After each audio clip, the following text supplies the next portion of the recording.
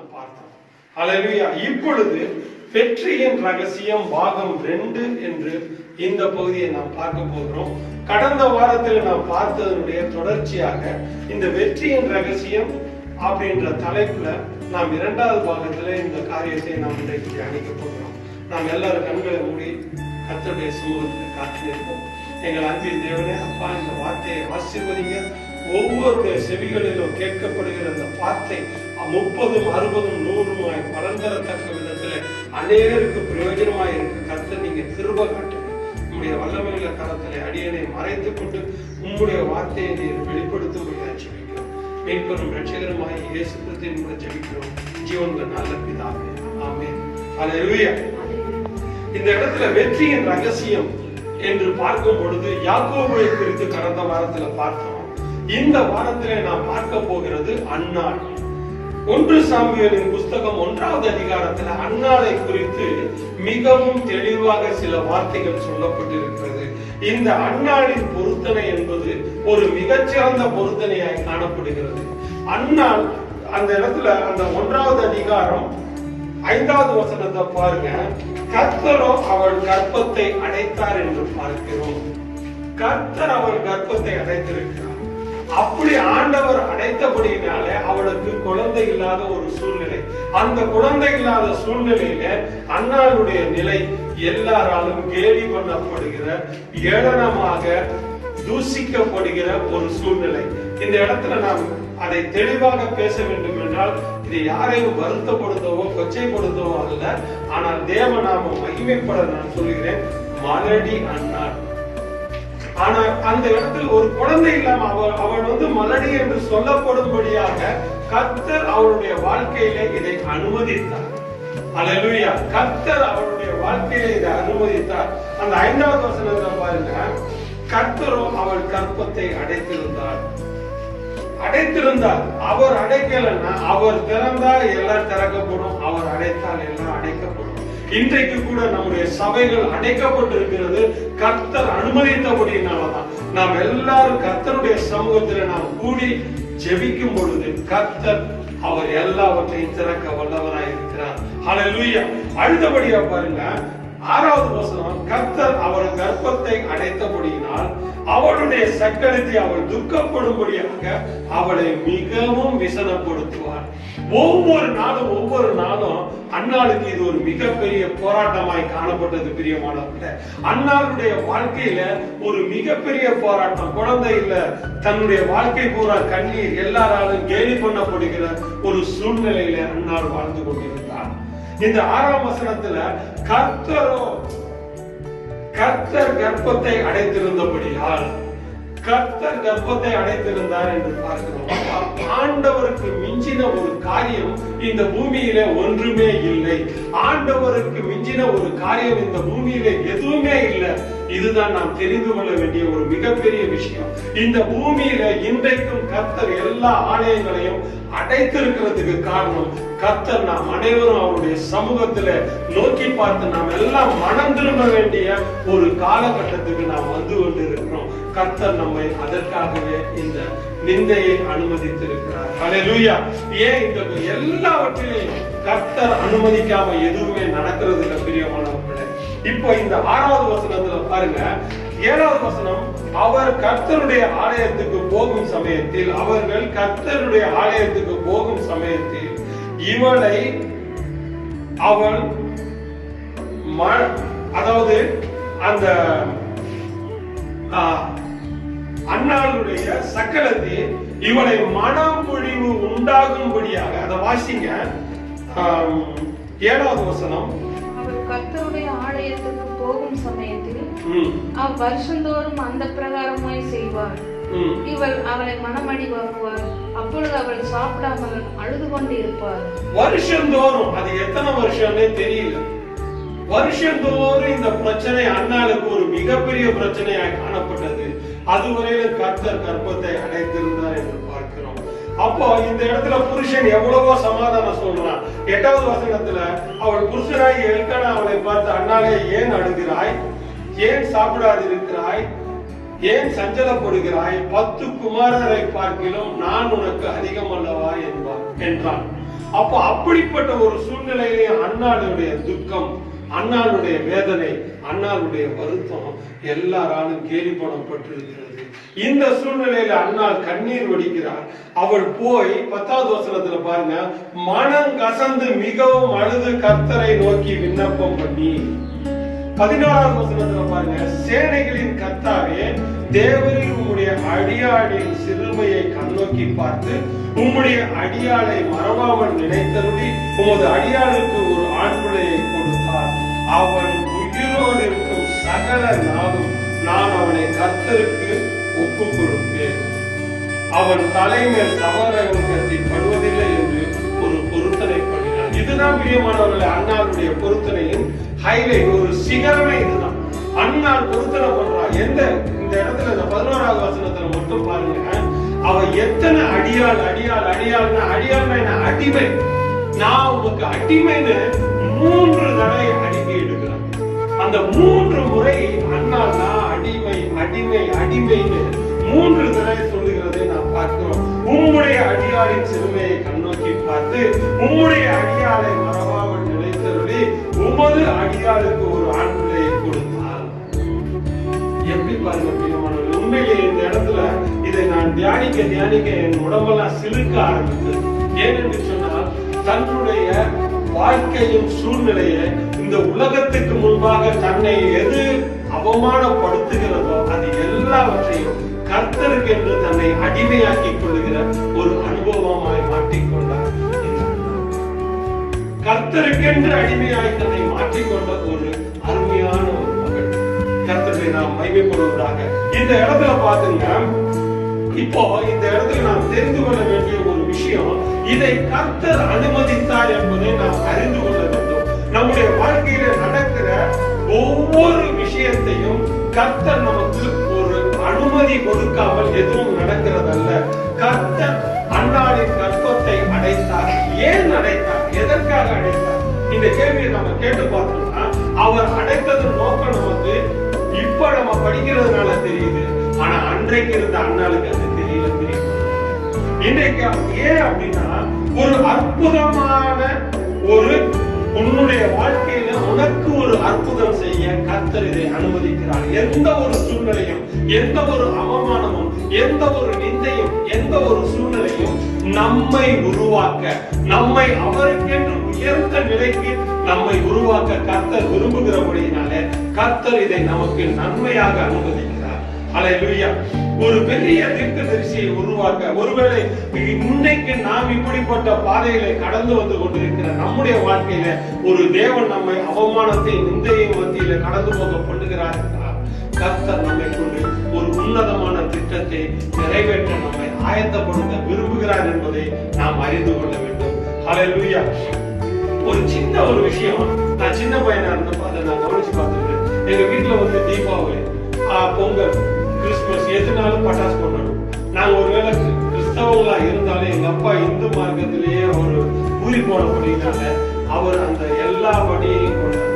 அப்ப அந்த பட்டாசு எல்லாம் கொடுத்தோம், எல்லாம் வெடிக்கும், நம்ம வெடிச்சு எல்லாத்தையும் போடுவோம். அப்ப அந்த சின்ன பொட்டு வெடின்னு சொல்லக்கூடிய அந்த சின்ன ஒரு பேப்பர்ல இருக்கக்கூடிய ஒரு மருந்து, ஒரு கடுகளவு மருந்து, அந்த மருந்து எல்லாம் போட்டு சிந்திடுவோம். நாங்க அதெல்லாம் கூட்டி பெருக்கி எடுத்து கொண்டு போய் ஒரு இடத்துல குப்பையில போட்டுட்டு எல்லாத்தையும் கொளுத்தி விடுவோம்.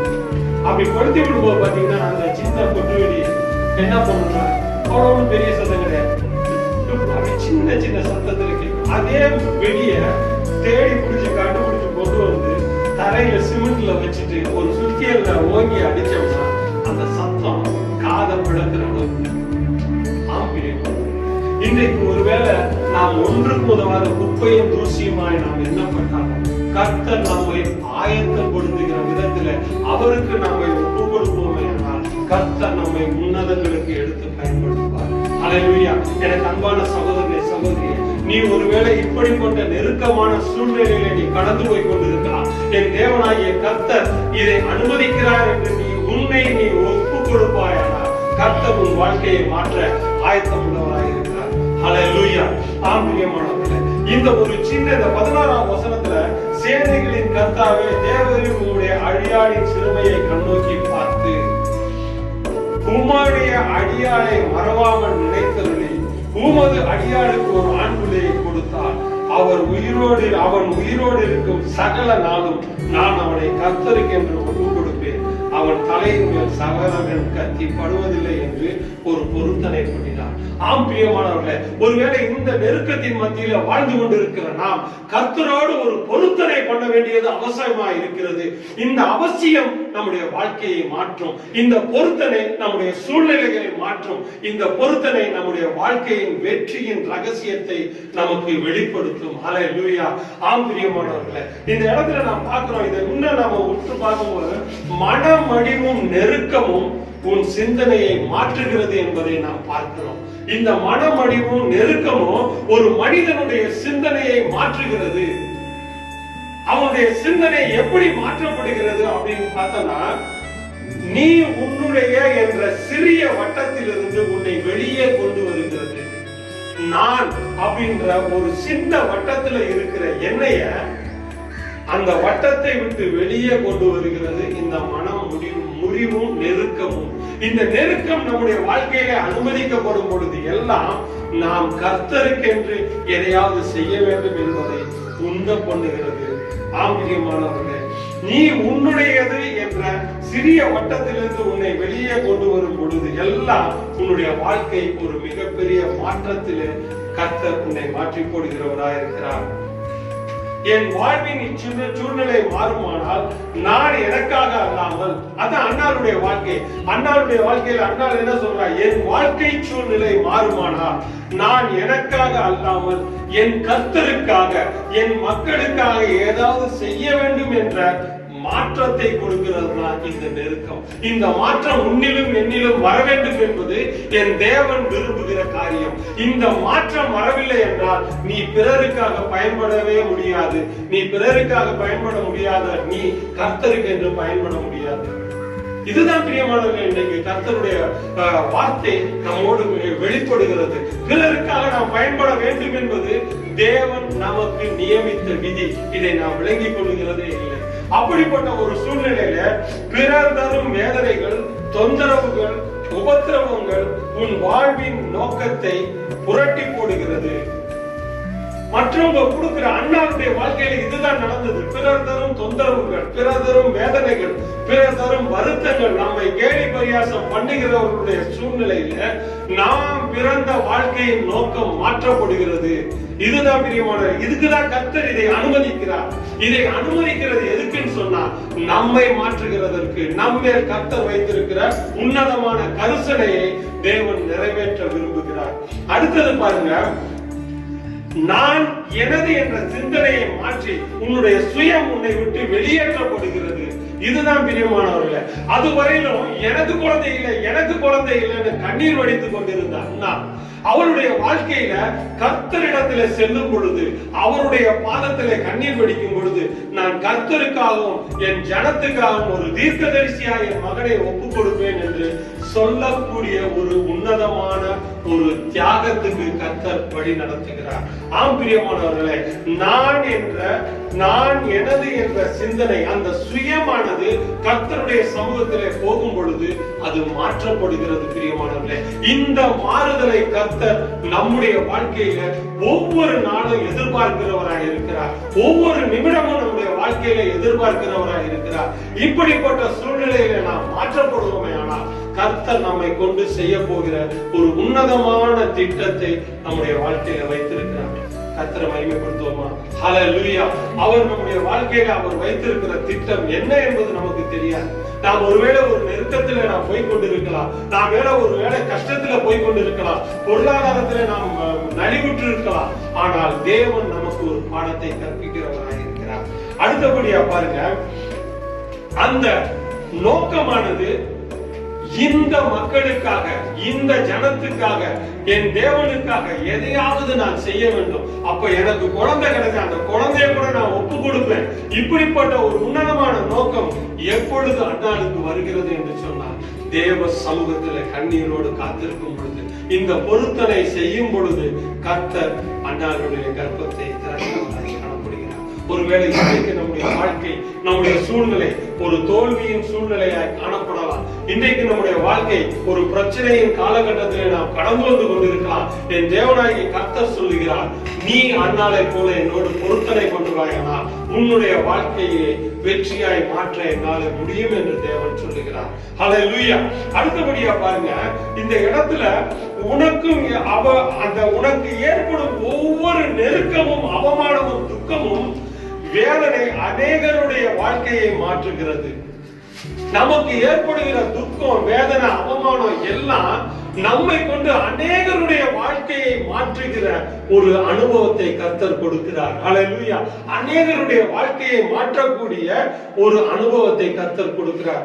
இப்போதான் எனக்கு ஒரு பெரிய விஷயம் என்னன்னா, என்னுடைய வாழ்க்கையில நான் சில விஷயங்களை நான் பார்த்திருக்கிறேன். இதே போன்ற அவமானம், வேதனைகள். நான் வாட்டர் டிவைனிங் பார்ப்பேன், நீர் மட்டம் பார்த்து கொடுப்பேன். நான் போய் பார்த்த இடத்துல பூரா நல்ல தண்ணி வந்து அழகா தண்ணீர் எடுத்து கொடுத்தேன். கிட்டத்தட்ட ஒரு 2 வருஷம் எல்லாருக்கும் நல்ல தண்ணி எடுத்து கொடுத்தேன். நல்லா தண்ணி வந்துச்சு. இந்த இடத்துல ஊத்து போடுங்க, அந்த இடத்துல போடுங்க, இங்க போடுங்கன்னு சொல்லுவேன். அவங்க எல்லாம் போடுவாங்க. அழகான ஒரு சூழ்நிலை. நல்ல தண்ணீர் எடுத்து கொடுத்தோம். தண்ணீர் வந்துச்சு. போர் போட்ட இடத்துல எல்லாம் தண்ணி.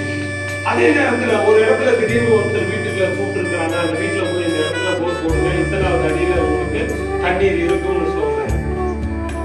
அத்தனை அடி போச்சு. சொன்ன இடத்துல எல்லாம் சொன்ன அடி அளவுல தண்ணீர் இருந்துச்சு.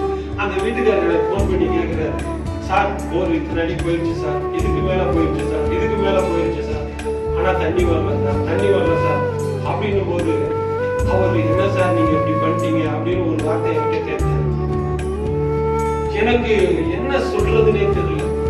உடனடியா எனக்கு ஒரு அவமானம், ஒரு நிந்தை, எனக்கு வேதனை, எனக்கு கண்ணீர் வடிக்கிற ஒரு சூழ்நிலை. ஆண்டவரே, இவ்வளவு நாள் எனக்கு நீங்க எல்லாத்தையும் கரெக்டா தானே எனக்கு பண்ணி கொடுத்தீங்க. இந்த 3 வருஷத்துல நான் எத்தனையோ பேருக்கு தண்ணி பார்த்து கொடுத்தேன், நல்ல ஊத்து கிடைச்சிச்சு. இப்ப மட்டும் ஏன்பா இந்த வீட்டுல இந்த சூழ்நிலையில நான் இப்படி, ஏன்னா அது ஒரு இந்து சகோதரன், அவருடைய வீட்டுல நான் போய் போர் போடுறேன். ஜெபம் பண்ணி போர் போடுறதுக்கு அனுமதிச்சாங்க. அப்படி ஜெபம் பண்ணி போற இடத்துல தண்ணி வரல. எனக்கு ரொம்ப வேதனை ஆயிடுச்சு. அந்த ஆத்மா நம்ம ஆதாயம் பண்றதுக்கு தானே நம்ம இப்படி பண்ணோம், இப்படி ஆயிப்போச்சு ஆண்டவரே அப்படின்னு சொல்லி நான் ஜெபம் பண்ண ஆண்டவரே என்னோட பேச ஆரம்பிச்சேன். அங்க போர் ஓடிக்கிட்டே இருக்கு, நான் இங்க ஜெபம் பண்ணிக்கிட்டு இருக்கேன். ஆண்டவரே என்ன சொன்னாரு, இந்த தாளந்து உன்னுடையதா, இந்த உனக்கு நான் கொடுத்த இந்த தாளந்து உன்னுடையதான்னு கேட்டேன். அப்ப எனக்கு அது ஒரு பெரிய ஷாக்கிங் ஆச்சு. இல்ல ஆண்டவரே, எனக்கு இல்ல, இது என் பர்த்ல இருந்தது, பர்த் கேரக்டர். அப்ப என்னுடைய பிறவியில கர்த்தர் நீங்க கொடுத்தது ஆண்டவரே, இது நீங்க கொடுத்தது என்னுடையது இல்லைன்னு நான் சொன்னேன். அப்போ சொல்லும் பொழுது அடுத்து அவர் பேச ஆரம்பிச்சாரு. அப்படியே நான் செவி கொடுத்துருந்தேன். இதுலயே நீ ஓமியின் பெருமையை தெரிவிக்கிற, நான் பார்த்து கொடுத்தேன் நீ எப்படி சொல்ற? இது நான் கொடுக்கிற கிருபை. இந்த கிருபையை நீ பெற்றுக்கொண்டீங்கன்னா இத எப்படி நீ பயன்படுத்தணும்ன்றத நீ யோசிச்சு பயன்படுத்த. ஒரு பெரிய வெளிச்சம் கிடைச்சிச்சு. ஆண்டவரே, இந்த தாளத்தை எனக்கு நீங்க கொடுத்த இந்த தாளத்தை நான் உனக்குன்னு பயன்படுத்துறேன் ஆண்டவரே. இதுல என்ன வருமானம் வந்தாலும் இந்த போர்ல எனக்கு தண்ணி மட்டும் நீங்க எடுத்து கொடுத்துருங்க. எனக்கு வந்த என்ன வருமானம் வந்தாலும் இந்த போர் காசுல 50% உமக்குன்னு எடுத்து வச்சிடறேன் ஆண்டவரே. 50% உமக்குன்னு எடுத்து வச்சிருவேன். இது என்னுடைய திறமை அல்ல, நீர் எனக்கு பிறவியில கொடுத்த கிருபை. இந்த கிருபைக்கு நான் உனக்கு 50% கொடுத்துருவேன் ஆண்டவரே. பொருத்தனை பண்ணேன். என் தேவனுடைய நாமத்துக்கு மகிமையாக 25 வருஷமா என் தேவன் அதிசயமா நடத்திட்டு வர்றார். இன்னைக்கும் இந்த வாட்டர் டிவைனிங் போற எந்த ஒரு காசையும் 50% எடுத்து முதல்ல தேவனுக்கு பயன்படுத்திட்டு தான் மீதி என்னுடைய சுய தேவைக்கு நான் எடுத்துக்கிறேன். கர்த்தர் இன்றைக்கு ஆசீர்வதிக்கிறார். அந்த நாளிலிருந்து அந்த வீட்டுலயும் தண்ணியை கொடுத்தார். நான் இந்த பொருத்தனை ஜெபத்தை பண்ணி அந்த ஜெபத்தை முடிக்கிறேன். ஆண்டவர் அந்த இடத்துல தண்ணியை கொடுத்தார். கனவு தண்ணி கர்த்தரை மகிமைப்படுத்துவோம். தேவன் நம்மை நெருக்கத்தின் மத்தியில நடத்தி செல்லுகிற ஒவ்வொரு வேலையிலையும் கர்த்தரோடு பொருத்தனை பண்ணும் பொழுது கர்த்தர் வெற்றி சிறக்க பண்ணுகிறவராக இருக்கிறார். அந்த வீட்டுக்காரங்க ஆச்சரியப்பட்டாங்க. இவ்வளவு நல்ல வறட்சியான காலத்துல இந்த வேலைப்பாடி பகுதியிலேயே எங்கேயுமே இல்லாத தண்ணி இந்த இடத்துல கிடைச்சிச்சு சார் அப்படின்னு சொன்னாங்க. ஹல்லேலூயா. ஆம்பிரியமானவர்களே, அந்த நாள்ல இருந்து அதுல வர்ற பகுதியை இன்றும் அநேக ஆலயங்கள் கட்ட ஆலயங்கள் நான் போய்கிட்டே இருப்பேன். எந்த ஊர்ல எந்த சூழ்நிலையை பார்ப்பேன். அங்க எந்த ஒரு ஆலயம் கட்டப்படாம இருக்கு, எந்த ஒரு ஆலயம் கட்டி பாதி கூறப்படாம இருக்கு, இதை பார்த்து அதுல வரக்கூடிய வருமானத்தை எல்லாம் கிட்டத்தட்ட அநேக ஆலயங்களுக்கு கர்த்தருடைய பிள்ளைகளுக்கு ஆலயங்கள் கட்டுவதற்காக அந்த காசை கொடுத்த கர்த்தர் இந்த நாள் வரை அப்படி செய்தது நிமித்தமாக இந்த வறட்சியான காலத்திலும் என்னுடைய ஊழியத்தை நான் ஆரம்பித்த பொழுதும் என் தேவன் ஒரு நாள் என்னை வெட்கப்படுத்தாதவராக இருக்கிறார். கர்த்தரை கர்த்தரை மகிமைப்படுத்துவோம். அவர் எப்பொழுதும் ஒருவரையும் ஒரு நாள் வெட்கப்படுத்தாதவர். இந்த நிந்தையும் இந்த அவமானமும் நமக்கு இல்லைன்னு சொன்னா நம்முடைய வாழ்க்கையில தேவனோடு நாம் பொருத்தனை பண்ண மாட்டோம். இந்த நிந்தையும் அவமானமும் கஷ்டமும் கண்ணீரும் நம்முடைய வாழ்க்கையில வரவில்லை என்று சொன்னால் நாம் ஒரு நாள் தேவனோடு நாம் பொருத்தனைகளை பண்ணுவதவர்களாகவே இருக்க மாட்டோம். நம்முடைய சுய பெருமைகளையும் சுய சிந்தனைகளையும் நாம் எண்ணிக்கொண்டிருக்கிறவர்களாகவே காணப்படுவோம். ஆம்பிரியமானவர்கள், இதுதான் நம்முடைய வாழ்க்கையில ஒரு மிகப்பெரிய விஷயம். சங்கீதங்களின் புஸ்தகம் 66வது அதிகாரம் 11-12 வசனங்களை நாம் வாசிப்போம். எங்களை வலையில் அகப்படுத்தி இடுப்புகளின் மேல் வருத்தமான பாரத்தை ஏற்றினீர். எவ்வளவு ஒரு தெளிவா சொல்றாரு பாருங்க சங்கீதக்காரன். தாவீது ராஜா சொல்றாரு, எங்களை வலையில் அகப்படுத்தி எங்கள் இடுப்புகளின் மேல் வருத்தமான பாரத்தை ஏற்றினீர். கர்த்தர் தான் ஏற்றார். வலையில் அகப்படுத்துறதும் கர்த்தர் தான். வருத்தமான பாரத்தை இடுப்புல ஏற்றுகிறதும் கர்த்தர் தான். அடுத்தபடியா சொல்றாரு, மனுஷர் எங்கள் தலையின் மேல் ஏறி போக பண்ணினீர். மனுஷரை தலையின் மேல், ஒரு மனுஷன் நம்ம தலைமையில் நடந்து போனா நம்ம எவ்வளவு தாழ்ந்து போயிருக்கிறோம் யோசிச்சு பாருங்க. இந்த தாழ்மையை கர்த்தர் அனுமதித்து இருக்கிறார். மனுஷரை எங்கள் தலையின் மேல் ஏறி போக பண்ணினீர். தீயையும் தண்ணீரையும் கடந்து வந்தோம். எங்களை செழிப்பான இடத்திலே கொண்டு வந்தீர். ஹல்லேலூயா, ஹல்லேலூயா. செழிப்பான இடத்திலே எங்களை கொண்டு வந்தீர். ஆம் பிரியமானவர்களே, உங்களை செழிப்பான இடத்துல கொண்டு வர்றதுக்காக அவர் வலையில அகப்படுத்துறார். இடுப்புகளின் பாரமான பாரத்தை சுமத்துகிறார். வருத்தத்தை ஏற்றுகிறார். அது மட்டும் இல்ல, மனுஷரை தலையின் மேல் ஏறி போக பண்ணுகிறார். தீயையும் தண்ணீரையும் கடந்து வந்தோம். ஆம் பிரியமானவர்களே, இதுதான் பிரியமானவர்களே இன்றைக்கு நம்முடைய வாழ்க்கை. எனக்கு அன்பான சகோதரனே சகோதரியே, உன்னுடைய வாழ்க்கையில அநேகர் உன்னை நிந்திக்கக்கூடிய ஒரு சூழ்நிலை ஏற்படுகிறதா? கர்த்தரை துதி, கர்த்தருடைய சமூகத்துக்கு வா, அவரோடு நீ பொருத்தனை பண்ணு. உன்னை ஒரு தீர்க்கதரிசியாக, உன் சந்ததியை ஒரு தீர்க்கதரிசியாக மாற்றுகிற தேவன் உண்டு. உன் சமூகத்துல நீ அவரோடு நீ நின்று, தேவ சமூகத்துல அவரோடு நின்று உன் பொருத்தனையை செலுத்துவாயனா, கர்த்தர் உன்னையும் உன் குடும்பத்தையும் ஒரு தேசங்களுக்கு ஆசீர்வாதமாய் மாற்ற வல்லவராய் இருக்கிறார். தேசங்களுக்கு ஆசீர்வதிக்க உன்னை கொண்டு, உன் சந்ததியை கொண்டு கர்த்தர் நடத்த வல்லவராய் இருக்கிறார். கரங்களை தட்டி கர்த்தரை மகிமைப்படுத்துவோமா? ஆம் பிரியமானவர்களே, இந்த தீயையும் தண்ணீரையும் கடந்து வந்தோம் அப்படின்றப்ப எனக்கு ஒரு விஷயம் தெரிஞ்சு. நான் சின்ன பையனா இருக்கிறப்பல இருந்து இந்த ஒவ்வொரு இடத்துலயும் ஒரு சூழ்நிலையை நான் உற்று நோக்கி பார்ப்பேன். அப்ப இந்த கொல்லம்பற்றையில எங்க வீட்டுல கடப்பாறையெல்லாம் அடிச்சுட்டு வர்றதுக்கு வயல் வேலைக்கு எல்லாத்துக்கும் போகும்போது பார்த்துட்டு வருவேன். அப்ப எனக்கு விவரம் தெரிஞ்சு நானும் இந்த கட்டட வேலைகள் எல்லாத்துலயும் செய்யும் பொழுது கடப்பாறையெல்லாம் போய் அந்த கொல்லர்கிட்ட கொடுத்து எல்லாத்தையும் ரெடி பண்ணுவோம். அவங்க ரெடி பண்ணும்போது அந்த கொல்லர் என்ன பண்ணுவார், நல்லா நெருப்புல காட்டி அந்த இரும்பு கடப்பாறைய படுக்க காய்ச்சுவார். அப்படியே செகப்பா மாறிடும். மாறி எடுத்து டம்முன்னு சுத்தியில அடிப்பார். அடிச்சு நெளிச்சு என்னென்னோ பண்ணி நிமித்திட்டு டப்புன்னு கொண்டு போய் தண்ணிக்குள்ள வைப்பார். எனக்கு என்னடா இது, நெருப்புல போடுறாங்க, சமட்டியில அடிக்கிறாங்க, அடிச்ச பிறகு திரும்ப கொண்டு போய் தண்ணிக்குள்ள வைக்கிறாங்க. ஏன் தண்ணிக்குள்ள? நான் அவர்கிட்ட கேட்பேன், ஏன் தண்ணிக்குள்ள வைக்கிறீங்க? அப்போ அவர் சொல்லுவாரு, இப்படி இதை பழக்குவிக்கவில்லை என்றால், இப்படி கொண்டு போகவில்லை என்றால் இந்த இரும்பு திரும்பவும் மொக்கையாயிடும். அல்லேலூயா. அந்த எஃகு திரும்பவும் மொக்கையாயிடும், சீக்கிரம் கூர் போய்விடும். அதை முறையா பயன்படுத்தணும், அதை சரியா பயன்படுத்தணும்னு சொன்னா நெருப்புல போட்டு அடிச்சு நிமித்தி எல்லாத்தையும் கொண்டு வந்து ஒரு ஷேப்பு கொண்டு வந்த பிறகு திரும்பவும் அதை நெருப்புல காட்டி திரும்ப தண்ணீர்ல வைக்கணும். இந்த இடத்துல பாருங்க, தாவீது ராஜா சொல்றாரு, தீயையும் தண்ணீரையும் கடந்து வந்தோம். உன்னை என்னையும் சீசன் பண்றார். ஒரு எக்கை போல, ஒரு எஃகு எப்படி தன்னுடைய வாழ்க்கையில, ஒரு இரும்பு தன்னுடைய வாழ்க்கையில எவ்வளவு கூர்மையாய் பயன்படுத்தப்பட வேண்டுமோ அதற்கு ஏற்றபடி அது தீயையும் தண்ணீரையும் கடந்து வர வேண்டும். அது தீயையும் தண்ணீரையும் சம்மட்டி அடியையும் கடந்து வராவிட்டால் அந்த எஃகு என்பது ஒரு முறையான ஒரு பக்குவத்திற்கு வருவது இல்லை. ஆம் பிரியமானவர்களே, என் தேவனாகிய கர்த்தர் உன்னையும் என்னையும் இப்படிப்பட்ட ஒரு ப்ராசஸ்ல கொண்டு போறதுக்கு தான் என் தேவன் விரும்புகிறார். உன்னுடைய சந்ததியை என் தேவன் ஒரு ஆசீர்வாதத்தின் சந்ததியை மாற்ற விரும்புகிறார். நாம் எல்லாரும் முழங்கால் படி இருப்போம். நாம் எல்லாரும் முழங்கால் படிக்கிறோம். தேவ சமூகத்துல காத்திருப்போம். என் தேவனாகிய கர்த்தர் உன்னோடும் என்னோடும் பேசுகிற வார்த்தை, எனக்கு அன்பான சகோதரே சகோதரியே, நீ வெட்கப்படுகிறது, நீ அசிங்கப்படுகிறது, நீ பிறரால் ஏளனமாய் பேசப்படுகிறது உன்னுடைய வாழ்க்கையிலே கர்த்தர் அனுமதித்த காரியம் என்பதை நீ உணர்ந்தால் என் தேவன் உன்னை மேன்மையாக வைப்பார். ஜாதிகளுக்கு ஆசீர்வாதமாக தீர்க்கதரிசிகளை உன்னுடைய சந்ததியிலிருந்து என் தேவன் எழுப்பப்படுகிறார். உன்னையே ஒரு தீர்க்கதரிசியாய் மாற்ற விரும்புகிறார். ஜாதிகளுக்கு தேசங்களுக்கு நீ ஆசீர்வாதமாய் மாற என் தேவன் உன்னை பயன்படுத்த போகிறார். நாம் கண்களை மூடி ஜெபிப்போமோ? அன்னாளின் பொருத்தனையை போல இன்று நாம் பொருத்தனை பண்ணுவோமா? என் தேவனாகிய கர்த்தாவே, நீர் எனக்கு இப்படிப்பட்ட காரியங்களை செய்வீரே, ஆனால் நான் உமக்கென்று சில காரியங்களை செய்வேன். என்றைக்கு நாம் பொருத்தனையை தேவனோடு பண்ணுகிறோமோ அந்த நாளிலிருந்து நம்முடைய வாழ்க்கை வெற்றி வாழ்க்கையாய் மாறும். ஹல்லேலூயா. எங்கள் அன்பின் தேவனே, அப்பா உம்மை நன்றியோடு நன்றியோடு நன்றியோடு ஸ்தோத்திரிக்கிறோம். அப்பா, இந்த நாளிலும் கூட கர்த்தாவே இந்த வார்த்தையை நாங்கள் தியானித்தோம்.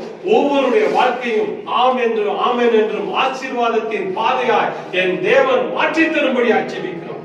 துதி கன மகிமை ஒருவருக்கே ஏறெடுக்கிறோம். மீட்பெரும் இரட்சகரும் ஆகிய இயேசு கிறிஸ்துவின் மூலம் ஜெபிக்கிறோம் ஜீவனுள்ள நல்ல பிதாவே. ஆமென்.